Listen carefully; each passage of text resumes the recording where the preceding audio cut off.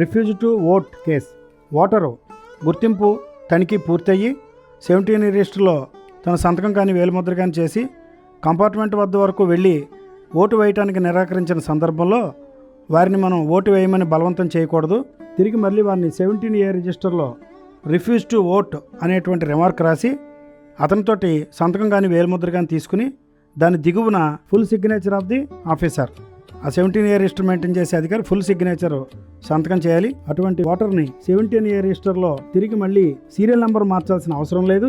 ఇదే విషయాన్ని వీటి తాలూకు యాబ్స్ట్రాక్ట్ సాయంత్రం దాకా ఇటువంటి కేసులు ఎన్ని వచ్చాయో నమోదు చేసుకుని ఫారం 17C అంటే బ్యాలెట్ పేపర్ అకౌంట్ అంటాం, అందులోని part 1 item number 3 rule 49O of conduct of election rules, ఇలాగ రిఫ్యూజ్ టు ఓట్ అనేటువంటి కేసులు ఎన్ని వచ్చాయో ఆ ఫిగర్ని మనం నమోదు చేయాలి.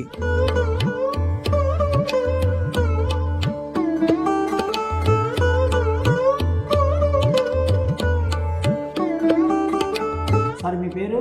జొన్నల శివరామరెడ్డి. జొన్నల Sivarama Reddy. Voter serial number 295 Jonnala Sivaramareddy. Driving licence last 4 digits 2009. Sir ముందుకెళ్ళండి.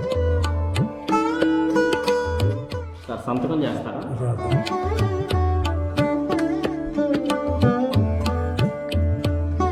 మీ ఎడం చేయి చూపుడు వేలు చేయించండి.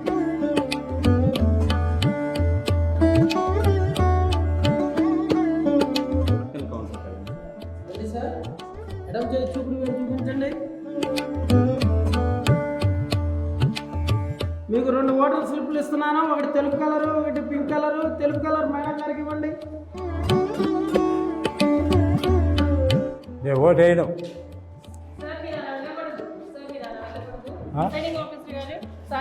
నేను వేయనండి, ఓటు వేయను. మీరు ఓటు వేస్తానని చెప్పి జరగని సిరా కూడా వేయించుకున్నారు కదా సార్. ప్రిసైడింగ్ ఆఫీసర్ గారు ఒకసారి సార్ వేయనంటున్నారు. మీరు చెరగని చెరుకున్న తర్వాత వేసుకోనని చెప్పి ఓటు వేయనని చెప్పేసి బయటికి వెళ్ళడానికి కుదరదు. పోలింగ్ ఆఫీసర్ 2 దగ్గరికి వెళ్ళి అక్కడ నాకు ఓటు వేయడం ఇష్టం లేదు అని చెప్పేసి సంతకం చేసి మీరు ఆ స్లిప్ అతనికి సబ్మిట్ చేసి వెళ్ళండి. సార్ నేను ఒకటి తెలుసుకోలేదండి. సరే మీ పూర్తి సంతకం ఇక్కడ చేయండి.